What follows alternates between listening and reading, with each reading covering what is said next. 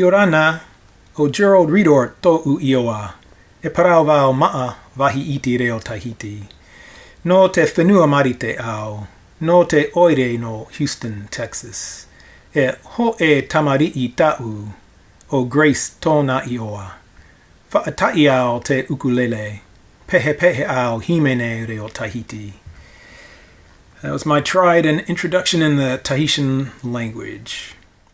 Hello, this is Houston SWL, and that intro that you just heard is related to the topic of this guest segment for the Voice of Shortwave Radio International. That was an introduction I put together for an online Tahitian language class I took several years ago. Haven't studied in a number of years, still a beginner in the language, but have loved the Tahitian music and language for a long time. So Radio Tahiti is one of the most memorable stations I heard on shortwave.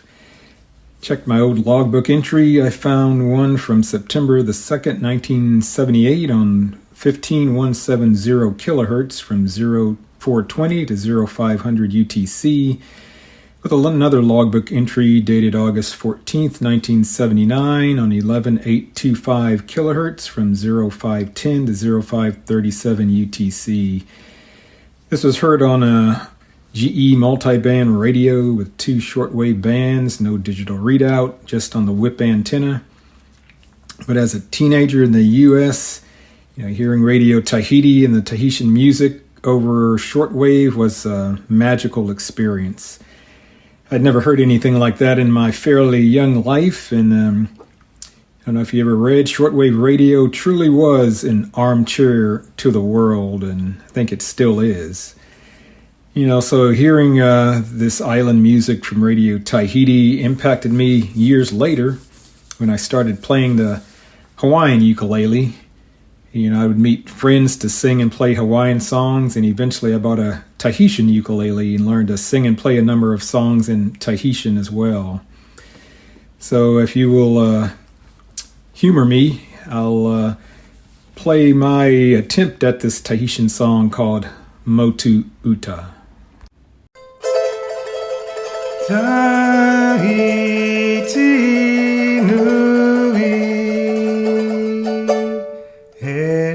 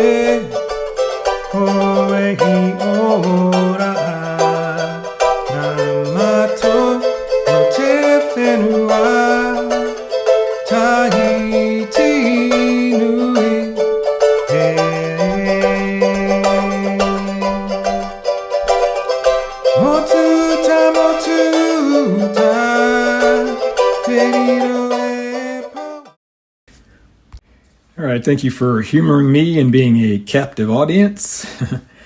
So that song is called Motu Uta. Motu means island and Uta means toward the sea or inland. So Motu Uta, it was a historic small coral islet that was formerly located in the Bay of Papeete before being connected to the mainland. And it was transformed into a port facility by 1962. But prior to that, it served several different purposes. It served as a royal residence, a quarantine station, and a prison. So Motu Uta, this island off the coast of Papeete, is remembered in local culture with songs such as the one I just tried singing and playing called Motu Uta, and it pays tribute, to the island as a forgotten or lost beautiful island. And you'll see similar type songs in the Hawaiian language, Hawaiian music as well, where nature and natural beauty are sung about often. In checking my 2004 World Radio TV Handbook, they had an address of Radio Tahiti, P.O. Box 585, Papeete, Tahiti, and they had given a URL address which is no longer operable. They did have an announcement that they'd give for the broadcast in French and in Tahitian. There was an interval signal, which was the Tahitian flute called the vivo, and also Tahitian drums. And they did verify with QSL card, and I was fortunate to get a QSL card from Radio Tahiti, dated August 14th, 1979, and I heard that on the frequency of 11.825 kilohertz. Checking online, I found a February 1991 issue of Monitoring Times magazine, and they had an article in there titled Radio Tahiti, Myth and Reality in the South Pacific by Edward Pyatt. So I'm just going to read you a couple paragraphs from this article, which I found pretty interesting. And I guess the official name was Radio Télévision Française d'Outre-mer, or RFO, and it's the government-funded radio and television voice of French Polynesia. So again, he's writing this article back in February of 1991, and he visited Tahiti and actually visited the Radio Tahiti broadcast station and building. I guess just a little bit about Tahiti. He says that the population includes Polynesians, French, Chinese, and others, and various mixtures of all. French is the language of the government in Tahiti, and he arranged to visit the broadcast facility and the transmitter site. And he goes on to talk about that in this article. And he says North American listeners probably have erroneous ideas about the nature of Radio Tahiti programming. In North America, we usually hear only the evening programs of Radio Tahiti. A conversation with Bernard Ferbeau, the assistant director of programs, revealed that only the night programs have a real Tahitian flavor. During the program, Tahitians call in with musical requests, birthday and anniversary greetings, and other messages for persons on Tahiti and the outer islands. The callers usually converse in Tahitian, and they request a selection of Tahitian music. With just a few exceptions, all of the other programming on Radio Tahiti is presented in French. He goes on to mention that in recent years, there's been a plethora of Tahitian-oriented FM stations that have taken to the air, and on one day I counted 20 of these FM stations. They're all privately funded and specialize their programming. Some play rock music, a couple play easy listening music, one classical, and the remainder play Polynesian music. Now, the broadcasts of RFO are intended solely for home consumption. The station is officially purported to have no role to play in informing the surrounding Pacific Island nations or the world about Tahitian life, culture, or political and economic interest. Paris, not Papeete, calls the tune. So Radio France International in Paris is the sole external voice of France and the French territories. Local radio stations in the territories, such as Radio Tahiti, are not permitted to represent their local opinions or culture to external audiences. He goes on to talk about the QSL policy, and he says, fortunately, Radio Tahiti's QSL policy does not reflect its provincial broadcasting interest. And the person who was giving him the tour went on and said that the reception reports from outside of French Polynesia do not really provide any information that is of statistical value to the station. However, they do send QSL cards to overseas listeners who send in a reception report. They send the cards as a matter of courtesy and as encouragement to radio hobbyists. So yeah, I guess a lot of times we would send QSL cards so the engineers at the transmitting stations would know how their signal was being heard, in various parts of the world. But since Radio Tahiti programming was basically broadcast locally to the inhabitants in the area, my reception report, say in Houston, of how the signal was not of really much value to them. But glad they QSL'd anyway, so it was nice receiving a QSL card from them. The Radio Tahiti transmitter site was at Mahina, and the transmitters in a building which houses the technical offices of RFO are located on a 4-acre site that overlooks the ocean. The shortwave transmitters currently in use are 4 kilowatts on 6135 and 9750, and 20 kilowatts on 11825 and 15170 kilohertz. Most North American listeners hear the 11825 and 15170 kilohertz transmitters, which are beamed in a northwesterly direction to the Tuamotu Islands in French Polynesia's northern island group.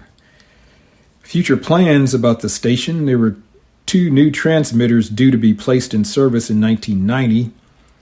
They will be 80 kilowatts and 50 kilowatts in power and give Radio Tahiti a more powerful voice in the Pacific than the Voice of America. And a new studio building was also being planned. And Mr. Pyatt ends the article with these words: as the big 767 jetliner pulled away from Tahiti and floated out over the island of Moorea, I looked down at these 2 island pearls in the shiny blue Pacific. I thought of the DXers and shortwave listeners in distant lands who tune to Radio Tahiti on some frigid, snow-filled night and hear the soft, lilting Polynesian music. I'm sure they conjure images in their minds of beautiful islands in a shiny blue ocean, very much like the shining image that floated below me.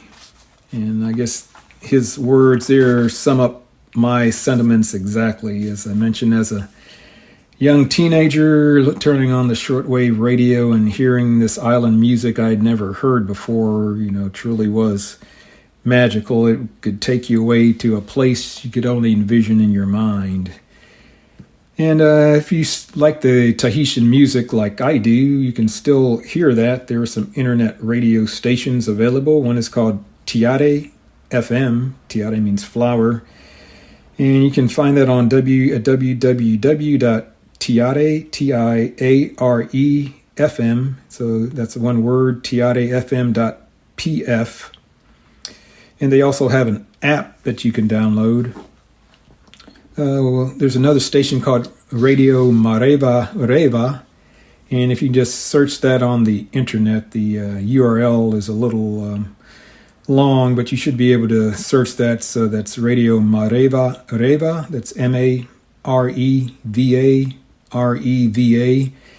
And they play a lot of local Tahitian music. So that's probably the station I like to listen to. Definitely check that out. And there's one other called Hiti, HITI FM at HITI-FM.com. So check those out if you want to listen to some authentic local Tahitian music on the internet. And like I mentioned, I studied the Tahitian language off and on for a little while, more off than on.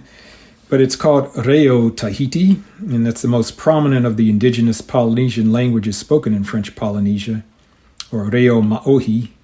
Marquesan is spoken by about 8,000 people in the Marquesas Islands, and there's 2 subdivisions of other, dialects of that. The Paumotu language is spoken by about 4,000 people in the Tuamotu Islands, and there's also another language called Austral, spoken by about 3,000 people in the Austral Islands. Interesting, if you studied any kind of languages, the word order may differ.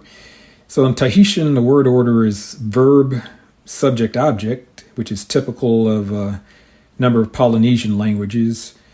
Myself being an English speaker, our word order is subject, verb, object.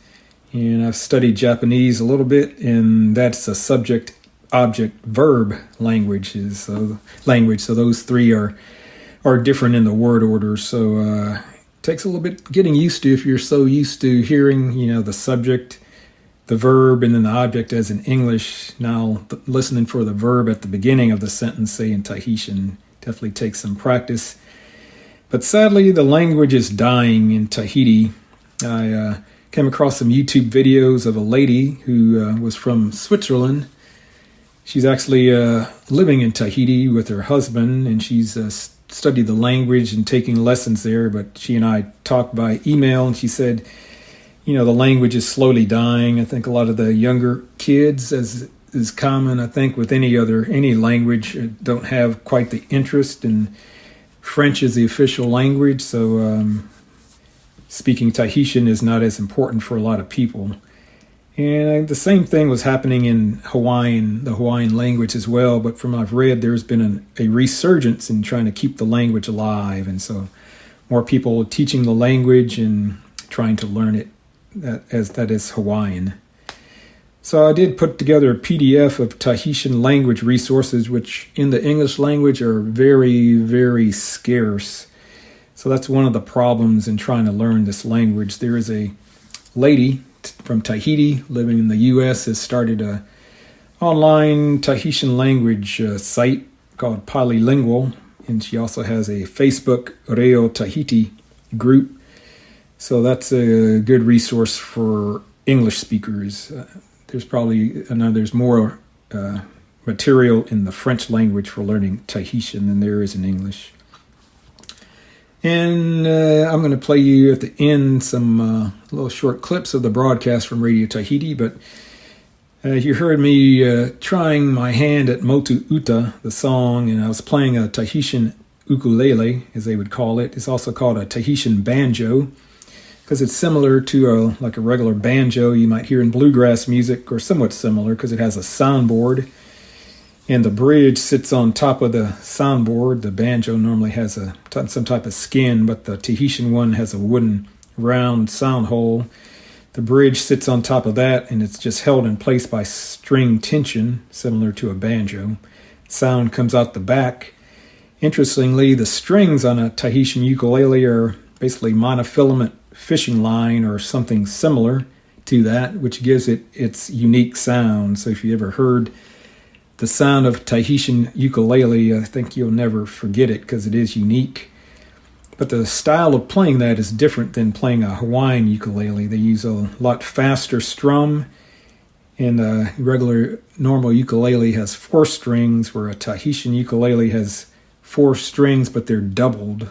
So there's 8 strings total, and the tuning is similar to a Hawaiian ukulele, except the E string is tuned an octave higher. Again, there are not many resources about playing the Tahitian ukulele. I scoured YouTube and was able to find some, and I guess kind of created a PDF of resources for playing the Tahitian ukulele, which I haven't played in years, so not that adept, but just love the sound. So I had an old issue of a Modern Electronics magazine, and they had an article in there titled Armchair Travel Shortwave to Paradise. And this article talked about WWVH, which is the time station from Hawaii, Radio Tahiti, they talked about, as well as New Caledonia, Trans World Radio Guam, Radio Australia, Radio New Zealand, WLV9 from Perth, and VNG from Australia, which is a time station. And in this article, it said such things as this: dreaming of getting away from it all for a long vacation? Now you can sample the South Sea breeze without leaving your favorite armchair. Just tune in those siren songs from the far Pacific. They went on to talk about the Radio Tahiti broadcast from the capital city of Papeete. It's often heard extremely well on 15170 kilohertz and 11825 kilohertz. And that's the frequencies I would hear them on for most of the time. And these were entirely in Tahitian, as he mentions in the article. And he also says, you might want to have a tape recorder handy to capture some of the unforgettable native songs and music. Radio Tahiti is a very friendly station, verifying all correct reception reports with a QSL card. So I thought that was a nice, neat article that they ran in this magazine. And online, there's a resource called the shortwavearchive.com. And so if you go to that site, they have archived recordings and people writing in about their experiences with shortwave radio stations. So there's a couple on Radio Tahiti. And on the site, it mentioned that the late Dr. Richard E. Wood reported in the Communications Handbook for 1972 that this frequency of 15170 was activated on April 10th, 1971 with a 20 kilowatt transmitter. I'll just read some short excerpts from people who had posted to the Shortwave archive about their experience listening to Radio Tahiti. Mr. Tom Laskowski mentions that this was one of the first DX stations I logged when I got started in shortwave listening, DXing. Radio Tahiti was a nice music station to listen to on cold winter nights here in the Northern Hemisphere. Mr. Dan Robinson commented that Radio Tahiti was one of the most popular stations on shortwave for many years, audible on several shortwave frequencies. Many shortwave listeners and DXers recall the pleasure of listening to hours of broadcast, which, because of the antenna orientation of the station, could be heard at strong levels at almost all times of the day, including the middle of the afternoon on the east coast of North America. Primary frequencies were 15170 and 11825 kilohertz, though others were used. And Mr. Mark Pettifor wrote about Radio Tahiti. He said, one of the great things about DXing and shortwave listening is the variety of music one can hear. And one of my favorite stations to listen to on shortwave for exotic music was Radio Tahiti, Papeete, French Polynesia, when they were still on shortwave. Many a Saturday night I would turn on the DX160, my first shortwave rig, and let it warm up for a while before tuning in 15170 to see how band conditions were.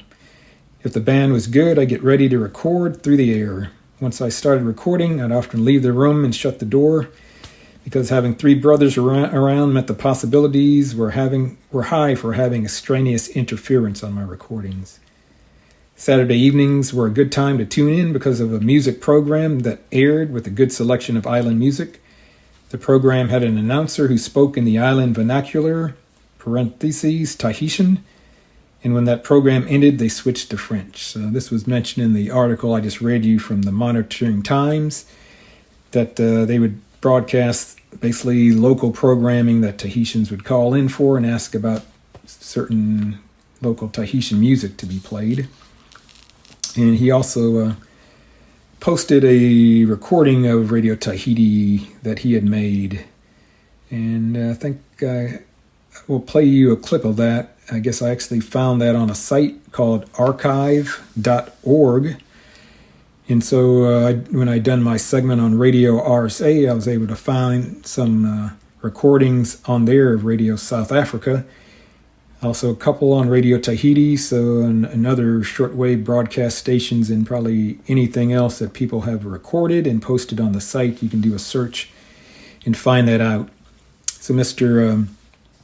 Pettifor ends his writing, and he says this: so close your eyes, imagine you're lying in a hammock on a beach somewhere in the South Pacific with a warm breeze off the ocean and your favorite cooled beverage nearby, listening to some of the best island music anywhere.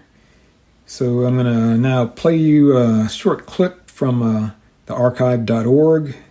The person who had submitted this was Tony King, and it was an English broadcast with ID from Radio Tahiti. This is Radio Tahiti calling. All suspects from the Pacific. We are broadcasting on the 49th meter band, 6,135 kilocycle. Good evening, ladies and gentlemen.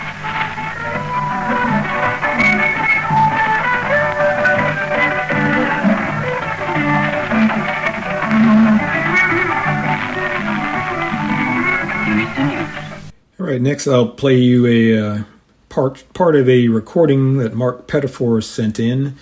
You hear a Tahitian announcer speaking Tahitian for a little bit, and then going into playing some of the island music that a lot of people love to hear.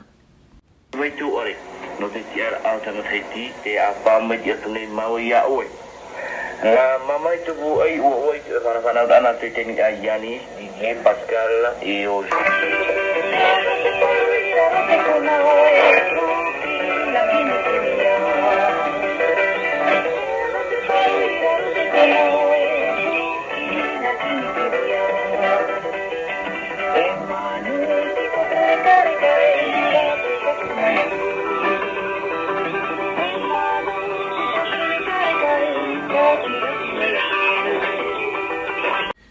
All right, I hope you found that interesting.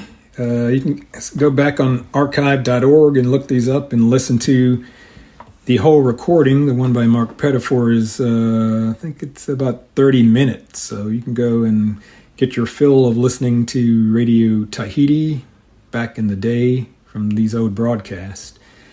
So I hope you found this informative and interesting, at least, and thanks for putting up with my playing and singing the Tahitian song. This is Houston SWL. You can check me out on my YouTube channel, Houston SWL. Thanks for listening. Mahalo, and I'll turn it back over to Jeff.